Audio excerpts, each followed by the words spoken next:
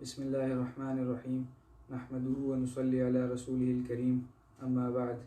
فاعوذ باللہ من الشیطان الرجیم بسم اللہ الرحمن الرحیم ان الذین آمنوا وهاجروا وجاهدوا باموالهم وانفسهم فی سبیل اللہ والذین آووا ونصروا اولئک بعضهم اولیاء بعض صدق اللہ العظیم۔ گزشتہ سبق میں مسجد نبوی کی تعمیر کے حوالے سے میں نے عرض کیا تھا، اور آج کے سبق میں اسی کی انشاءاللہ ہم مزید تفصیل بھی پڑھیں گے، اور اس کے علاوہ جو مختلف واقعات پیش آئے تھے وہ ہم پڑھیں گے۔ نبی کریم صلی اللہ علیہ وسلم کے زمانے میں جس طرح مسجد نبوی کی تعمیر ہوئی تھی وہ ہم پڑھ چکے ہیں۔ اس کے بعد جب حضرت ابوبکر صدیق رضی اللہ تعالیٰ عنہ کا زمانہ آیا تو اس موقع پہ حضرت صدیق اکبر رضی اللہ تعالیٰ عنہ نے نبی کریم صلی اللہ علیہ وسلم کی جو مسجد تھی اس کو بالکل اسی طرح ہی قائم رکھا، البتہ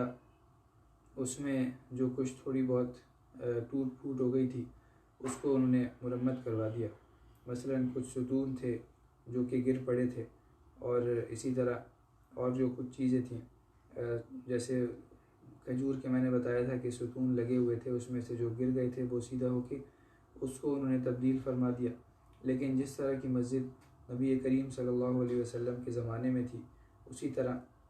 انہوں نے قائم رہنے دی۔ جب حضرت عمر فاروق رضی اللہ تعالیٰ عنہ کا دور آیا تو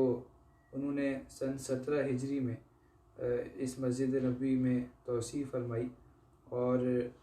قبلے کی طرف بھی توسیع کی اور مغربی جانب میں بھی انہوں نے توسیع فرمائی، لیکن مشرقی جانب میں چونکہ ازواج مطہرات رضی اللہ تعالیٰ عنہم کے حجرے موجود تھے، ان کے کمرے موجود تھے، اس وجہ سے مشرقی جانب میں کوئی تعمیر نہیں فرمائی، اور یہ جو انہوں نے تعمیر فرمائی تھی وہ اسی طرز کی تھی جو کہ نبی کریم صلی اللہ علیہ وسلم کے زمانے میں تعمیر ہوئی تھی۔ کچی مسجد تھی اور چھت بھی کھجور کے جو شاخیں ہیں اور کھجور کے جو پٹھے ہیں ان کی چھت ہوا کرتی تھی، اور ساتھ ساتھ اس کی جو سادگی تھی اصلی وہ بھی انہوں نے برقرار رکھی۔ اس کے بعد جب حضرت عثمان رضی اللہ تعالیٰ عنہ کا زمانہ آیا تو انہوں نے بھی اپنے عہد خلافت میں اپنے مسجد نبوی کی تعمیر فرمائی اور اس کی توسیع بھی فرمائی، لیکن انہوں نے اس طرز پہ نہیں فرمائی جس طرز پہ نبی کریم صلی اللہ علیہ وسلم نے اور حضرت صدیق اکبر رضی اللہ تعالیٰ عنہ نے اور حضرت عمر فاروق رضی اللہ تعالیٰ عنہ نے فرمائی تھی، بلکہ انہوں نے باقاعدہ پکے پتھروں کے ساتھ اور ساتھ ساتھ منقش پتھروں کے ساتھ اور باقی جو چیزیں ہوتی ہیں عام طور پہ جو تعمیر میں استعمال ہوتی ہیں اس کی تعمیر کروائی، اور اس کے جو ستون تھے، کالم تھے، وہ بھی پھر کچے نہیں تھے، کھجور کی جو کھجور کے تنے ہیں اس کے نہیں تھے، بلکہ پکے پتھروں کے انہوں نے بنوا دیے، اور سال کی لکڑی ہوتی ہے ایک، اس کی چھت انہوں نے بنوائی۔ اور حضرت عثمان رضی اللہ تعالیٰ عنہ نے جب اس شان سے مسجد نبوی کی تعمیر کا ارادہ فرمایا تو حضرات صحابہ کرام رضی اللہ تعالیٰ عنہ مجمعین نے ان کو بڑی یہ اچھا نہیں لگا انہیں کہ جس طرح نبی کریم صلی اللہ علیہ وسلم نے مسجد بنائی تھی اسی طرح ہی بنائیں، آپ جو ہے وہ اپنی طرف سے پکی کیوں بنا رہے ہیں؟ تو حضرت عثمان رضی اللہ تعالیٰ عنہ نے فرمایا کہ انکم اکثرتم وانی سمعت النبی صلی اللہ علیہ وسلم من بنا للہ مسجدا یبتغی به وجہ اللہ له مثلہ فی الجنہ۔ نبی کریم صلی اللہ علیہ وسلم نے یہ فرمایا کہ جو شخص اللہ تعالیٰ کی خوشنودی کے لیے، اللہ تعالیٰ کی رضا کے لیے کوئی مسجد بنوائے اور اللہ تعالیٰ اس کے لیے اسی کی طرح جنت میں ایک محل بنا دیتے ہیں، تو یہ جو حدیث شریف میں لفظ آیا ہے اسی کی طرح،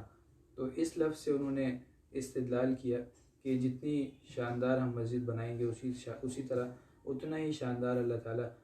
جنت میں ہمارے لیے محل بنائیں گے۔ تو ربیع الاول کے مہینے میں سن 29 ہجری میں یہ تعمیر شروع ہوئی تھی، اور محرم الحرام میں سن 30 ہجری میں یہ تعمیر ختم ہوئی، تو کل اس کے اندر 10 مہینے صرف ہوئے۔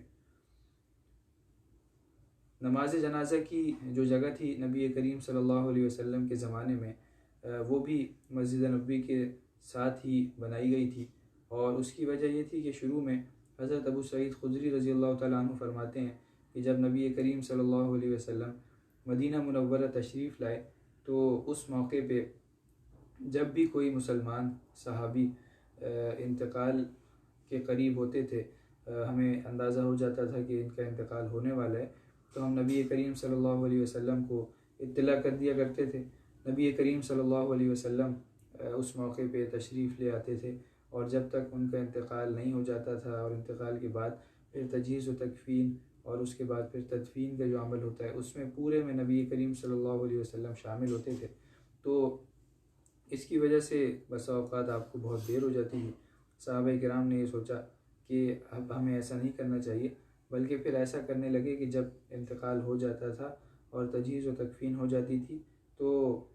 نبی کریم صلی اللہ علیہ وسلم کو اطلاع کر دیا کرتے تھے۔ آپ آتے تھے، وہاں پہ نماز جنازہ پڑھاتے تھے، اور اس کے بعد اگر چاہتے تو قبرستان بھی تشریف لے جاتے، ورنہ وہیں سے گھر واپس چلے جاتے۔ پھر اس کے بعد کچھ عرصے کے بعد ہم ایسا کرنے لگے، صحابہ کرام فرماتے ہیں ہم ایسا کرنے لگے کہ جب کسی کا انتقال ہو جاتا تو اس کی اطلاع نبی کریم صلی اللہ علیہ وسلم کو نہیں دیتے تھے، بلکہ ہم خود تجہیز و تکفین کر کے جنازہ تیار کر کے مسجد نبوی میں جو حجرے تھے جہاں پہ نبی کریم صلی اللہ علیہ وسلم کی رہائش تھی، وہاں قریب میں جنازہ لے آتے تھے، تاکہ نبی کریم صلی اللہ علیہ وسلم کو بالکل بھی کوئی مشکل نہ پیش نہ آئے، اور آپ اس کا جنازہ فوراً وہاں پہ آ کے پڑھا دیں بالکل قریب میں ہی، اور آپ کو کہیں دور نہ جانا پڑے۔ تو وہ جگہ جہاں پہ جنازے رکھے جاتے تھے اور نبی کریم صلی اللہ علیہ وسلم نماز جنازہ پڑھا کرتے تھے، وہ جگہ موضع الجنائز کے نام سے، یعنی جنازوں کی جگہ کے نام سے مشہور ہوئی، اور وہاں پہ پھر جنازے پڑھے جانے لگے۔ اور یہ مسجد نبوی کی بالکل متصل ہی تھی جگہ، مسجد میں شامل نہیں تھی، مسجد کے باہر ایک جگہ بنائی گئی تھی جہاں پہ نبی کریم صلی اللہ علیہ وسلم جنازوں کی نماز پڑھا کرتے تھے۔ اس کے ساتھ ساتھ جب نبی کریم صلی اللہ علیہ وسلم مدینہ منورہ تشریف لائے تو آپ نے ایک بہت ہی عظیم الشان کام فرمایا، اور وہ یہ ہے کہ مہاجرین اور انصار، مہاجرین وہ صحابہ کرام تھے جو کہ مکہ مکرمہ سے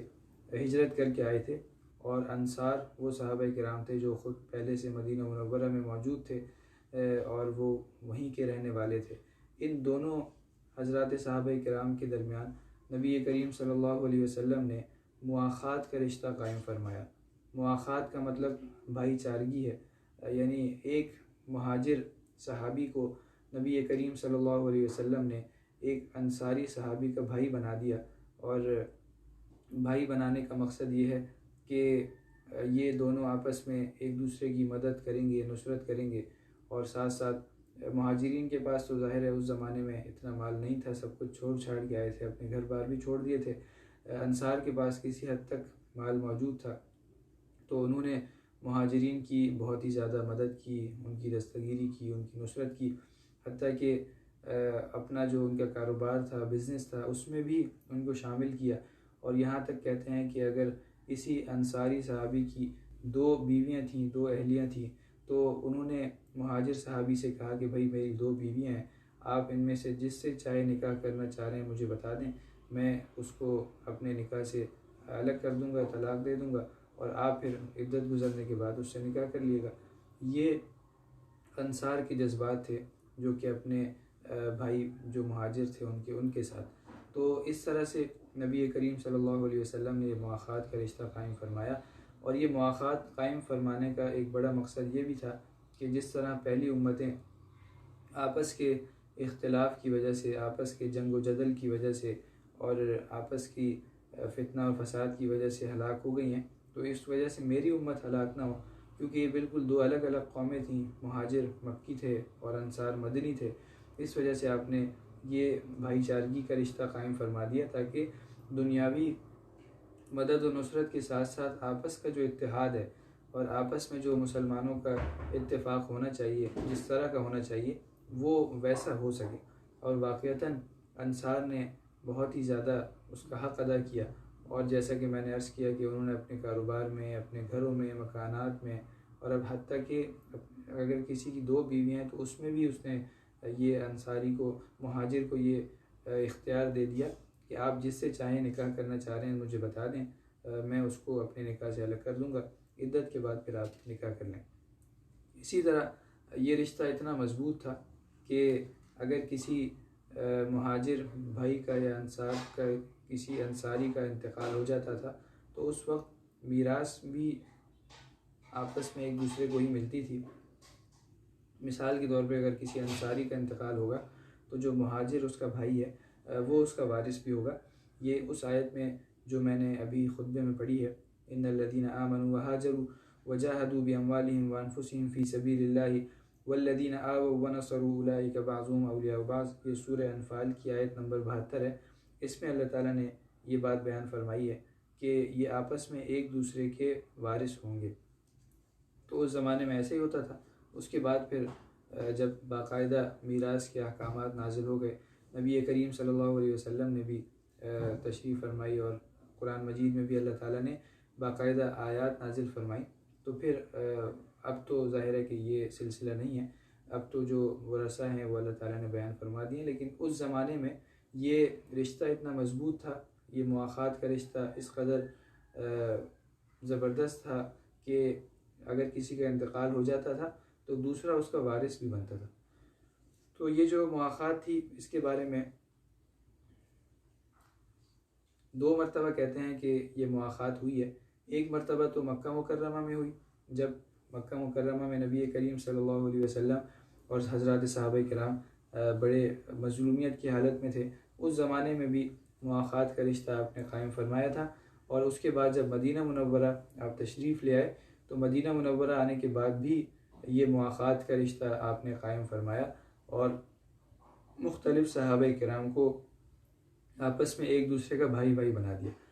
جو مکہ مکرمہ میں مواخات ہوئی تھی اس میں سے کچھ صحابہ کرام کا میں بتا دیتا ہوں۔ جیسے حضرت صدیق اکبر رضی اللہ تعالیٰ عنہ کو حضرت عمر فاروق رضی اللہ تعالیٰ عنہ کا بھائی بنایا گیا تھا، اور اسی طرح سے خود نبی کریم صلی اللہ علیہ وسلم حضرت علی کرم اللہ وجہہ کے بھائی بنے تھے، اور ساتھ ساتھ حضرت عثمان غنی رضی اللہ تعالیٰ عنہ کو حضرت عبد الرحمن ابن عوف رضی اللہ تعالیٰ عنہ ان کا بھائی بنایا گیا تھا۔ حضرت حمزہ رضی اللہ تعالیٰ عنہ کو حضرت زید بن حارثہ رضی اللہ تعالیٰ عنہ کا بھائی بنایا گیا تھا۔ تو یہ وہ مواخات تھی جو کہ مکہ مکرمہ میں قائم کی گئی تھی۔ اس کے بعد مدینہ منورہ میں جو مواخات تھی اس میں حضرت ابوبکر صدیق رضی اللہ تعالیٰ عنہ کے بھائی حضرت خارجہ بن زید رضی اللہ تعالیٰ عنہ تھے، اور حضرت عمر ابن الخطاب رضی اللہ تعالیٰ عنہ کے بھائی عتبان ابن مالک رضی اللہ تعالیٰ عنہ تھے، اور اسی طرح مختلف صحابہ کرام میں تقریباً 35 صحابہ کرام کا نام یہاں پہ موجود ہے سیرت کی کتابوں میں، جس میں یہ بتایا گیا ہے کہ ان 35 صحابہ کرام کو کس کس کا بھائی بنایا گیا تھا۔ تو یہ ایک اسلامی رشتہ تھا اور اسلامی مواخات تھی، بھائی چارگی تھی، جس کا انصار نے حق ادا کیا۔ اور ترمذی شریف میں اور ابو داؤد شریف میں حضرت انس رضی اللہ تعالیٰ عنہ سے مروی ہے کہ کوئی انصاری صحابی اپنے درہم و دینار کا، جو کہ اس زمانے کے پیسے ہوتے تھے، اپنے مہاجر بھائی سے زیادہ اپنے آپ کو مستحق نہیں سمجھتا تھا۔ یعنی اتنی زیادہ انہوں نے یہ بات نبھائی، نبی کریم صلی اللہ علیہ وسلم کا بنایا ہوا رشتہ نبھایا کہ اپنے پاس جو مال ہے، پیسے ہیں، سامان ہے، وہ جتنا اپنے آپ کو اس کا مستحق سمجھ رہے ہیں اتنا ہی اپنے مہاجر بھائی کو بھی مستحق سمجھا کرتے تھے۔ اسی طرح جو انصار کی یہ ہمدردی تھی اور ایثار تھا، اس کو دیکھ کے مہاجرین نے نبی کریم صلی اللہ علیہ وسلم کی خدمت میں آ کے عرض کیا کہ یا رسول اللہ، جس قوم پر ہم آ کر اترے ہیں ان سے بڑھ کر ہم نے کسی کو ہمدرد اور غمگسار اور مخلص وفا شعار نہیں پایا، تنگی اور فراخی ہر حال میں مددگار ہیں۔ ہم کو یہ اندیشہ ہے کہ سارا کا سارا اجر اور ثواب انہی کو مل جائے گا اور ہم اجر سے بالکل محروم رہ جائیں گے، کیونکہ سارا کا سارا کام تو یہی کر رہے ہیں، اپنے کاروبار میں سے بھی ہمیں حصے دے رہے ہیں اور اپنے باغات میں سے بھی ہمیں حصے دے رہے ہیں، اپنے مال و دولت میں سے بھی ہمیں حصے دے رہے ہیں، تو سارا کا سارا ثواب تو یہی لے جائیں گے اور ہمیں تو بالکل بھی ثواب نہیں ملے گا۔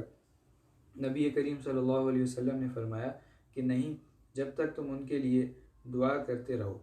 یعنی جب تک تم ان کے لیے دعا کرتے رہو گے تو جس طرح وہ تمہیں پیسے دے رہے ہیں، درہم و دینار دے رہے ہیں اور باغات میں سے حصہ دے رہے ہیں اور اپنے مکانات میں رہنے کی جگہ دے رہے ہیں، تو اس کے بدلے میں تم ان کے لیے دعا کر رہے ہو، تو یہ ایسا ہی ہے جیسا کہ تم بھی انہیں ایک بہت قیمتی چیز دے رہے ہو، اور بلکہ اگر دیکھا جائے تو دعا سے بڑھ کے تو کوئی بھی قیمتی چیز نہیں ہے۔ یہ درہم و دینار اور پیسے اور مکانات اور باغات، یہ ساری کی ساری چیزیں تو دنیاوی ہیں، اور جو دعا ہے وہ تو اللہ تعالیٰ سے ہم کلامی ہے اور اللہ تعالیٰ سے بات چیت ہے، اور خود اللہ تعالیٰ نے قرآن مجید میں ہی اس کو مانگنے کا بھی حکم عطا فرمایا ہے۔ تو ظاہر سی بات ہے کہ یہ دعا جب تک کرتے رہیں گے تو گویا ایسا ہے کہ اس کا بدلہ ساتھ ساتھ یہ بھی دے رہے ہیں، اور نبی کریم صلی اللہ علیہ وسلم نے فرمایا کہ اس وجہ سے تم اجر سے اور ثواب سے محروم نہیں رہو گے۔ جیسا کہ حضرت عائشہ صدیقہ رضی اللہ تعالیٰ عنہ کی ایک عادت تھی کہ جب کوئی مانگنے والا ان کے پاس مانگنے کے لیے آتا اور ان کو دعائیں دیتا تو وہ پہلے اس فقیر کو پہلے خود کچھ دعائیں دے دیتی، پھر اس کے بعد جو بھی صدقہ اور خیرات دینا ہوتا تھا وہ دیتی تھی۔ کسی نے ان سے پوچھا کہ ایسا کیوں ہے کہ آپ جو ہے وہ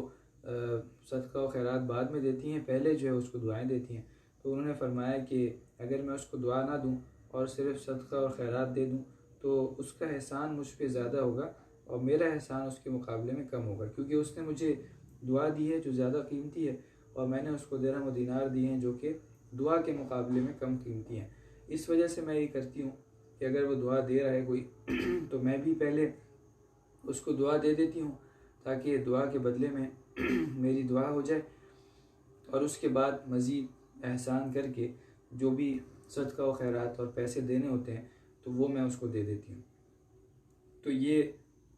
دعا کی اہمیت ہے جو کہ اس حدیث شریف سے اور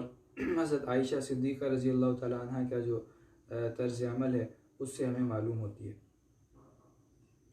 اس کے بعد اذان کی ابتدا ہوئی تھی مدینہ منورہ میں ہی، اور یہ ابتدا اس طرح سے ہوئی تھی کہ جب شروع میں مسلمان مدینہ منورہ آئے تھے تو فجر کی اور عصر کی نمازیں تو پہلے مکہ مکرمہ میں ہی فرض ہو چکی تھیں، اور پھر اس کے بعد شب معراج میں جب نبی کریم صلی اللہ علیہ وسلم معراج پہ تشریف لے گئے تھے مکہ مکرمہ سے ہی، تو اس وقت 5 نمازیں فرض ہوئی تھیں، لیکن صرف مغرب کے علاوہ باقی ساری کی ساری نمازیں 2 رکعت کی تھیں، یعنی ظہر میں بھی 2 رکعتیں پڑھنی ہوتی تھیں، عصر میں بھی 2 رکعتیں پڑھنی ہوتی تھیں، اور عشاء میں بھی 2 ہی رکعتیں پڑھنی ہوتی تھیں۔ البتہ مغرب کی شروع سے 3 رکعتیں تھیں۔ تو جب مسلمان مدینہ منورہ آئے تو اس وقت اس موقع پہ ظہر کی، عصر کی اور عشاء کی یہ 4 رکعتیں کر دی گئیں، اور صرف سفر میں 2 رکعتیں باقی رکھی گئیں کہ اگر آپ واقعتاً سفر میں ہیں، جس کو شریعت سفر سمجھتی ہے، جس کی مختلف شرائط بھی شریعت نے بتائی ہیں، تو اس میں اگر آپ گئے ہیں تو آپ ان تینوں نمازوں میں 4 کی بجائے 2 رکعتیں پڑھیں گے۔ باقی جتنی بھی آپ جب سفر میں نہ ہوں تو اس صورت میں آپ کو 4 رکعتیں پڑھنی ہیں۔ تو یہ ہجرت کے بعد مدینہ منورہ میں یہ 2 رکعتوں سے 4 رکعتوں کا معمول بن گیا۔ اس کے بعد جب نمازوں کا وقت آتا تھا تو مسلمان حضرات صحابہ کرام خود بخود جمع ہو جاتے تھے، تو نبی کریم صلی اللہ علیہ وسلم کو یہ خیال پیش آیا کہ بھئی کوئی ایک ایسی علامت ہونی چاہیے، نشانی ہونی چاہیے جس سے سب کو پتہ چل جائے کہ اب نماز ہونے والی ہے اور جماعت کا وقت قریب ہے، تو سب اپنے کاروبار اور کام کاج چھوڑ کے جو بھی جہاں کہیں ہے وہاں سے اس کام کو چھوڑ کے مسجد کی طرف آ جائے اور سب ایک ساتھ جماعت سے نماز پڑھ لیں۔ اس کام کے لیے مشورہ ہوا تو کسی نے کہا کہ ناقوس بجا دیتے ہیں۔ ناقوس جو ہے وہ ایک لکڑی کا نام ہے جس کو عیسائی اپنے گرجا گھروں میں بجاتے ہیں، اور آج کل جیسے گھنٹہ ہوتا ہے تو اس کو ناقوس کہا جاتا ہے۔ تو کسی نے بولا کہ ناقوس بجا دیتے ہیں، اس سے یہ پتہ چل جائے گا کہ جماعت کا وقت قریب ہے، تو لوگ سارے کے سارے جمع ہو جائیں گے۔ اور کسی نے کہا کہ بوق بجا دیتے ہیں۔ بوق ویسے بغل کو کہا جاتا ہے، اور یہ عام طور پہ یہودی اپنی عبادت گاہوں میں استعمال کرتے ہیں، تو چونکہ یہ دونوں چیزیں یہودیوں اور عیسائیوں کے ساتھ مشابہت رکھتی تھیں، اس وجہ سے نبی کریم صلی اللہ علیہ وسلم نے اس کو قبول نہیں فرمایا، اور کسی نے پھر یہ مشورہ دیا کہ کسی بلند جگہ پہ نماز کا جب وقت ہوگا تو آگ جلا دیا کریں گے، جس کے وہ دیکھ کے دھوئیں کو اور آگ کو دیکھ کے لوگ سمجھ جائیں گے کہ جماعت کا وقت ہو گیا ہے، اور فوراً مسجد میں آ جائیں گے، لیکن وہ بھی چونکہ مجوسیوں کے ساتھ مشابہت تھی، اس وجہ سے نبی کریم صلی اللہ علیہ وسلم نے اس کو پسند نہیں فرمایا، اور اسی دوران مجلس برخاست ہو گئی، کوئی فیصلہ نہیں ہو سکا۔ نبی کریم صلی اللہ علیہ وسلم کی جو فکر تھی اور آپ کی جو پریشانی تھی، اس کا حضرت عبداللہ ابن زید رضی اللہ تعالیٰ عنہ پہ بڑا اثر تھا۔ ان کو بھی آپ کی پریشانی کی وجہ سے پریشانی لاحق ہو گئی تھی، آپ کی فکر کی وجہ سے وہ بھی بڑے فکر مند ہو گئے تھے۔ تو جب وہ جا کے گھر پہ سوئے تو انہوں نے یہ خواب دیکھا کہ ایک سبز پوش ہے، یعنی جس نے سبز رنگ کے کپڑے پہنے ہوئے ہیں اور وہ ناقوس ہاتھ میں لیے ہوئے میرے پاس سے گزر رہا ہے۔ تو میں نے اس سے پوچھا کہ اس ناقوس کو تم فروخت کرو گے؟ تو اس نے کہا کہ تمہیں اس سے کیا کرنا ہے؟ تو میں نے کہا کہ ہم اس کو بجا کر نماز کے لیے لوگوں کو بلائیں گے۔ تو اس نے کہا کہ میں تم کو اس سے بہتر اور عمدہ تدبیر نہ بتلاؤں؟ میں نے کہا کہ کیوں نہیں، ضرور بتاؤ۔ اس شخص نے کہا کہ اس طرح کہو، اللہ اکبر اللہ اکبر، اشہد ان لا الہ الا اللہ، اشہد ان لا الہ الا اللہ، اشہد ان محمد رسول اللہ، اشہد ان محمد رسول اللہ، حی علی الصلاح، حی علی الصلاح، حی علی الفلاح، حی علی الفلاح، اللہ اکبر لا الہ الا اللہ۔ اس کے بعد یہ پوری اذان اس نے بتائی، اور پھر تھوڑا سا ہٹ کے اقامت کی بھی اس نے تلقین کی کہ جب نماز کے لیے کھڑے ہو تو اس طرح کہو، اور حی علی الفلاح کے بعد 2 مرتبہ اس نے قد قامت الصلاح کا بھی اضافہ کیا۔ تو جب صبح ہوئی تو میں نبی کریم صلی اللہ علیہ وسلم کی خدمت میں حاضر ہوا اور یہ خواب بیان کیا، اور یہ سنتے ہی آپ نے ارشاد فرمایا کہ ان ھذا لرؤیا بالحق، انشاءاللہ تعالی کہ یہ بالکل برحق خواب ہے انشاءاللہ۔ انشاءاللہ جو آپ نے یہاں پہ فرمایا ہے یہ کوئی تعلیق کے لیے نہیں ہے کہ اس میں کوئی ظاہر کوئی شک و شبہ نہیں تھا اس خواب کے سچ ہونے میں، بلکہ برکت حاصل کرنے کے لیے اور ادباً آپ نے انشاءاللہ کا لفظ فرمایا ہے۔ اس کے بعد عبداللہ ابن زید کو حکم دیا کہ یہ کلمات جو آپ نے خواب میں دیکھے ہیں، سنے ہیں، ان کو حضرت بلال کو بتا دیں کہ وہ اذان دیں، تاکہ کیونکہ بلال کی جو آواز ہے وہ تم سے زیادہ بلند ہے۔ تو جب حضرت بلال رضی اللہ تعالیٰ عنہ نے سب سے پہلی اذان دی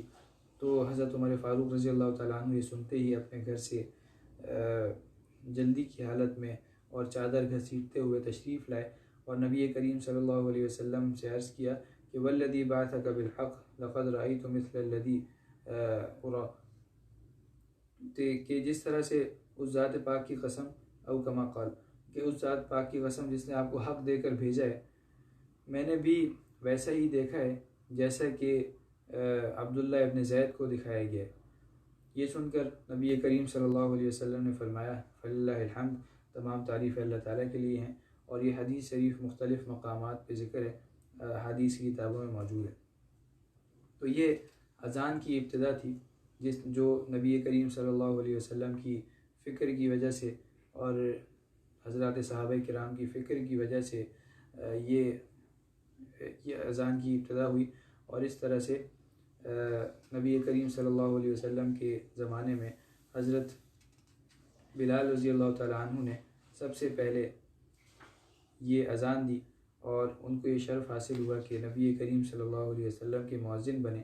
اور یہ شرف جو ان کو حاصل ہوا وہ ظاہر سی بات ہے کہ اس کے پیچھے ان کی بہت زیادہ قربانیاں تھیں اور بہت ہی زیادہ ان کی مظلومیت تھی۔ مکہ مکرمہ میں جس طرح ان کے اوپر ظلم و ستم کیا جاتا تھا، اور وہ حبشی غلام تھے، ظاہر سی بات ہے ان کی کوئی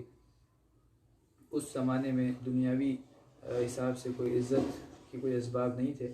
تو جب انہوں نے اسلام کے لیے قربانیاں دی، اسلام کے لیے ظلم و ستم سہے، برداشت کیے، تو اللہ تعالیٰ نے ان کو ایسی عزت عطا فرمائی کہ جو اذان آج پورے وقت، اور یہ کہتے ہیں کہ دنیا میں کوئی بھی لمحہ اور کوئی بھی وقت ایسا نہیں گزرتا جب اذان نہ ہو رہی ہو، کیونکہ مختلف ملکوں میں، مختلف شہروں میں نماز کا وقت الگ الگ ہوتا ہے، تو کہیں نہ کہیں نمازوں کا وقت ہوتا ہے اور کہیں نہ کہیں اذان ہو رہی ہوتی ہے۔ تو یہ جو سنت ہے وہ حضرت بلال رضی اللہ تعالیٰ عنہ سے شروع ہوئی ہے۔ سب سے پہلی اذان اسلام کے لیے اور نماز کے لیے انہوں نے ہی کہی ہے، اللہ تعالیٰ نے ان کو یہ شرف عطا فرمایا۔ جب نبی کریم صلی اللہ علیہ وسلم مدینہ منورہ آ گئے تو انصار تو ظاہر سارے آپ کے اوپر جی جان سے فدا تھے، لیکن وہاں پہ یہودیوں کے بھی 3 مختلف قبائل آباد تھے اور وہ مسلمان نہیں ہوئے تھے، اگرچہ ان کو پتہ تھا کہ اللہ تعالیٰ کے نبی ہیں، اور اللہ تعالیٰ نے خود فرمایا ہے کہ یعرفونہ کما یعرفون ابناءہم، جیسا کہ اپنے بیٹوں کو پہچانتے ہیں اسی طرح یہ اس نبی کو بھی پہچانتے ہیں۔ لیکن ایمان نہ لانے کی مختلف وجوہات تھیں،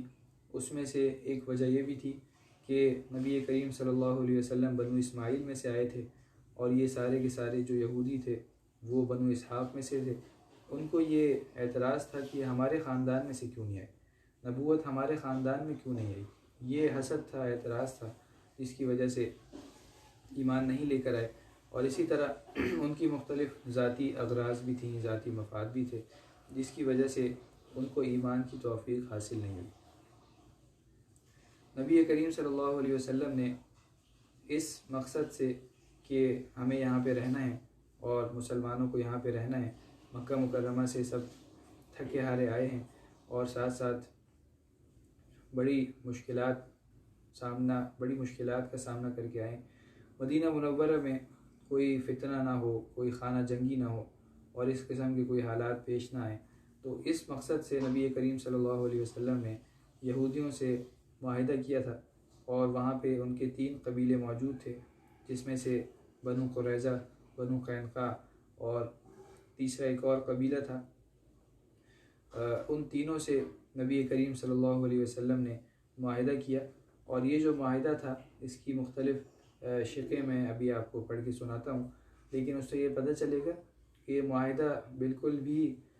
دب کے نہیں کیا گیا تھا، بلکہ مسلمانوں اور اسلام کا جو حکم تھا اس کے اندر بلند تھا، اوپر تھا، اور یہودیوں سے جو معاہدہ کیا گیا تھا وہ ایک ضرورت کے تحت کیا گیا تھا۔ اور اس کے بعد مختلف موقع پہ نبی کریم صلی اللہ علیہ وسلم کے معاہدے کی یہ خلاف ورزی کرتے رہے، اور جیسے جیسے یہ خلاف ورزی کرتے رہے ویسے ویسے سزا کے طور پہ انہیں مدینہ منورہ سے جلا وطن کیا جاتا رہا، اور آخر کار یہ ہوا کہ ان میں سے کوئی ایک بھی مدینہ منورہ میں نہ رہ سکا۔ تینوں کے تینوں قبیلے اپنے تمام کے تمام افراد سمیت مدینہ منورہ سے اپنی خیانت کی وجہ سے اور معاہدے توڑنے کی وجہ سے نکال دی گئی۔ اس میں جو خلاصہ ہے اس میں یہ لکھا ہوا ہے، بسم اللہ الرحمن الرحیم، یہ تحریری عہد نامہ ہے محمد نبی امی صلی اللہ علیہ وسلم کی طرف سے مسلمانان قریش و یثرب اور یہود کے درمیان جو مسلمانوں کے تابع ہوں اور ان کے ساتھ الحاق چاہیں، ہر فریق اپنے اپنے مذہب پر قائم رہ کر درج ذیل امور کا پابند ہوگا۔ یہ ظاہر معاہدہ عربی میں ہوا تھا، لیکن اس کا میں ترجمہ آپ کو پڑھ کے بتا رہا ہوں۔ سب سے پہلی جو اس کی شق تھی وہ یہ تھی کہ قصاص اور خون بہا کے جو طریقے قدیم زمانے سے چلے آ رہے ہیں، عدل و انصاف کے ساتھ وہ بدستور قائم رہیں گے۔ دوسری شق یہ تھی کہ ہر جماعت کو عدل و انصاف کے ساتھ اپنی جماعت کا فدیہ دینا ہوگا، یعنی قبیلے کا جو قیدی ہوگا اس قیدی کو چھڑانے کے لیے جو فدیہ دیا جائے گا، جو پیسے دیے جائیں گے، وہ اسی قبیلے کے ذمے ہوں گے اور وہی ان پیسوں کا انتظام کرے گا۔ اس کے علاوہ تیسری شق یہ تھی کہ ظلم اور گناہ اور عدوان اور فساد کے مقابلے میں سب متفق رہیں گے، اور اس بارے میں کسی کی رعایت نہیں کی جائے گی، اگرچہ وہ کسی کا بیٹا ہی کیوں نہ ہو۔ یعنی اگر کوئی مدینہ منورہ میں فتنہ و فساد پھیلائے گا اور کسی طرح کا ظلم و ستم کرے گا تو اس کے خلاف بڑی سختی سے ایکشن لیا جائے گا،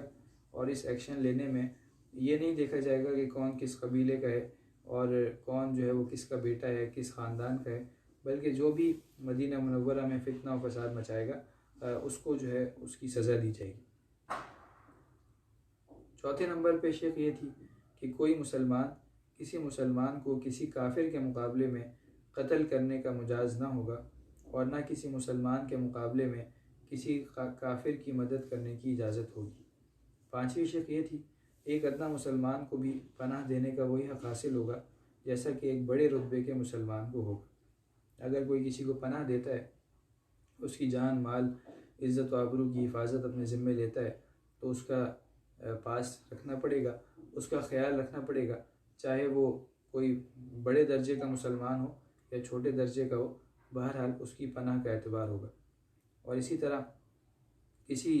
کافر اور مشرک کو یہ حق نہ ہوگا کہ مسلمانوں کے مقابلے میں قریش کی جان یا مال کو پناہ دے سکے یا قریش اور مسلمانوں کے مابین حائل ہو۔ بوقت جنگ یہود کو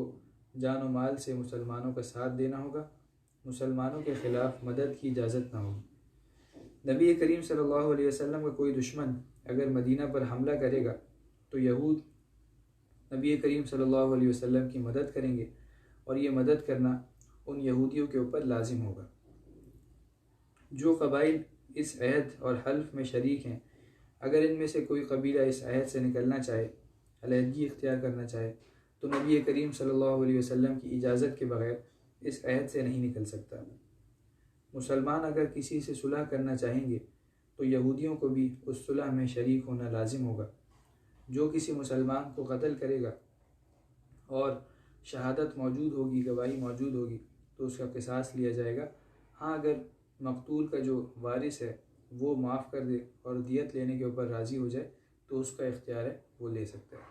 اگر کوئی آپس میں جھگڑا ہوگا اور اختلاف ہوگا تو نبی کریم صلی اللہ علیہ وسلم کی طرف رجوع کیا جائے گا اور اس کا فیصلہ نبی کریم صلی اللہ علیہ وسلم خود فرمائیں گے۔ 3 بڑے بڑے قبیلے تھے جن کا میں نے ذکر کیا ہے، بنی قینقاع، بنی نذیر اور بنی قریظہ۔ ان تینوں سے یہ معاہدہ کیا گیا تھا، اور یہ معاہدہ اس وجہ سے لکھوایا تھا تاکہ کوئی فتنہ اور فساد نہ مچے، مگر ان تینوں قبیلوں نے، جیسے میں نے پہلے بتایا، کہ مختلف وقتوں میں اسلام دشمنی کی اور مسلمانوں کے خلاف سازشوں میں حصہ لیا، اور خاص طور پہ جب مشرکین مکہ متحد ہو کے پورے قبائل عرب کو اپنے ساتھ ملا کے مدینہ منورہ پہ حملہ آور ہوئے، اور غزوہ خندق کے موقع پہ یہ یہودیوں نے خوب سازشیں کی اور مسلمانوں کے خلاف ان کو بھڑکایا بھی، اور ساتھ ساتھ خفیہ طور پہ ان کی مدد بھی کی۔ تو اس وجہ سے انہوں نے اپنے کیے کی سزا بھگتی، اور یہ کے بعد دیگرے ان سب کو مدینہ منورہ سے نکال دیا گیا، اور اس موقع پہ مختلف غزوات بھی پیش آئے۔ تو ان غزوات کا ذکر تو انشاءاللہ اپنے مقام پہ آئے گا، لیکن یہ بات واضح ہے کہ یہودیوں نے جو معاہدہ کیا تھا اس کو پورا نہیں کیا، خلاف ورزی کی، خیانت کی اور معاہدے کو توڑا، جس کی وجہ سے اللہ تعالیٰ نے یہ ان کو سزا دی کہ ان کو مدینہ منورہ سے نکال باہر کیا۔ مختلف واقعات بھی مدینہ منورہ آنے کے بعد پیش آئے جن کا تذکرہ سیرت کی کتابوں میں ملتا ہے۔ سن 1 ہجری میں قبا سے مدینہ منورہ آنے کے بعد حضرت کلثوم ابن حدم رضی اللہ تعالیٰ عنہ، جن کے مکان پہ قبا میں نبی کریم صلی اللہ علیہ وسلم نے قیام فرمایا تھا، وہ انتقال فرما گئے۔ اور اسی طرح مسجد نبوی کی تعمیر سے جب آپ فارغ ہوئے تو اسد ابن زرارہ رضی اللہ تعالیٰ عنہ، جو بنی نجار کے نقیب تھے، نگران تھے، ان کا انتقال ہوا، اور بنو النجار پھر آپ کی خدمت میں حاضر ہوئے اور آپ سے عرض کیا کہ ہمارے جو نگران تھے ان کا انتقال ہو چکا ہے، آپ کسی اور کو ہمارا نگران بنا دیجئے۔ تو نبی کریم صلی اللہ علیہ وسلم نے فرمایا کہ تم میرے ماموں ہو، میں تم میں سے ہوں، اور میں خود ہی تمہارا نقیب ہوں۔ اور اس بات پہ بنو النجار فخر کیا کرتے تھے کہ نبی کریم صلی اللہ علیہ وسلم نے خود ہماری نقابت اور نگرانی خود قبول فرمائی ہے۔ تو یہ واقعہ پیش آیا، اور اسی سال مشرکین مکہ میں 2 سرداروں نے انتقال بھی کیا، ولید ابن مغیرہ اور عاص بن وائل، جو کہ نبی کریم صلی اللہ علیہ وسلم کی دشمنی میں دونوں ہی پیش تھے، ان کا بھی انتقال ہوا۔ اور اسی سال مدینہ منورہ پہنچنے کے تقریباً 8 ماہ بعد حضرت عائشہ صدیقہ رضی اللہ تعالیٰ عنہ کی رخصتی بھی ہوئی، اور نبی کریم صلی اللہ علیہ وسلم ہجرت سے پہلے حضرت خدیجہ رضی اللہ تعالیٰ عنہ کی وفات کے بعد نکاح تو فرما چکے تھے، لیکن رخصتی مدینہ منورہ میں ہجرت کے 8 مہینے کے بعد ہوئی ہے۔ اور جب حضرت عائشہ صدیقہ رضی اللہ تعالیٰ عنہ سے آپ کا نکاح ہوا ہے تو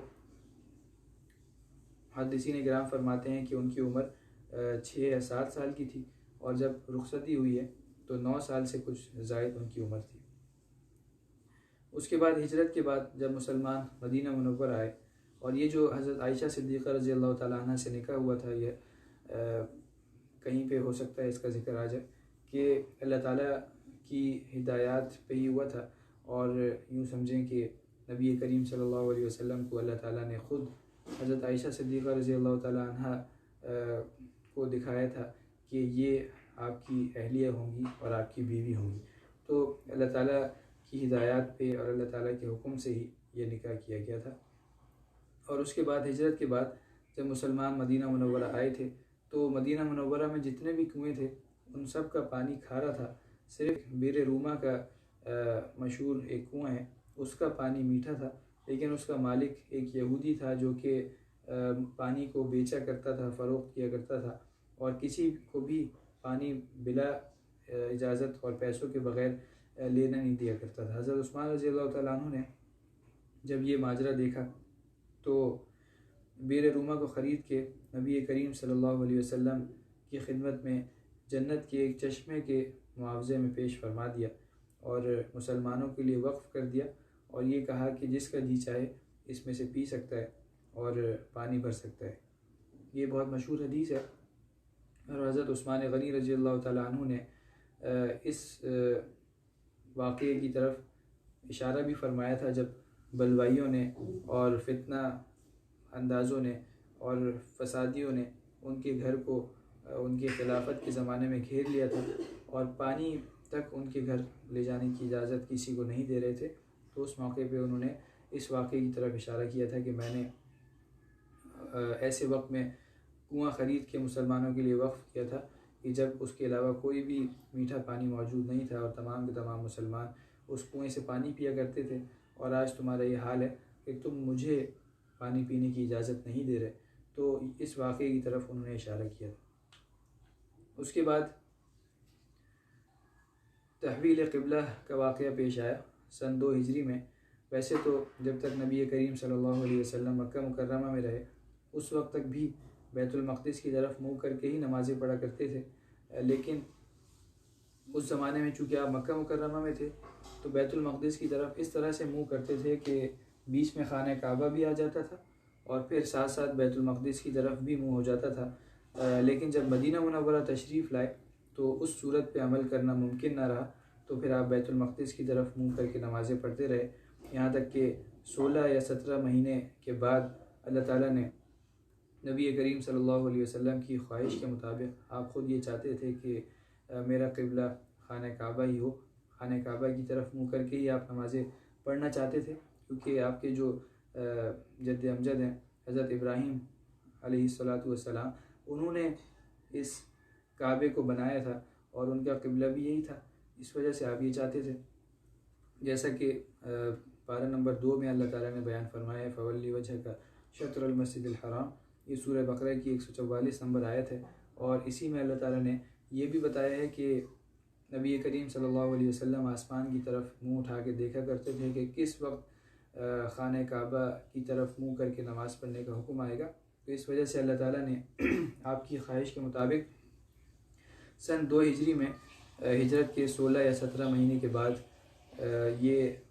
قبلہ اس طرف بدل دیا، اور نبی کریم صلی اللہ علیہ وسلم کی خواہش کے مطابق بیت المقدس سے ہٹا کے خانہ کعبہ کو مسلمانوں کا قبلہ قرار دے دیا گیا۔ تو یہ ایک اہم واقعہ تھا جو کہ سن 2 ہجری میں 16 یا 17 مہینے کے بعد پیش آیا۔ وآخر دعوانا الحمدللہ رب العالمین۔ الحمدللہ رب العالمین والصلاة والسلام علی خیر خلقہ محمد وعلی آلہ واصحابہ اجمعین، وصلی اللہ تعالی علی خیر خلقہ محمد وعلی آلہ واصحابہ اجمعین، آمین برحمتک یا ارحم الراحمین۔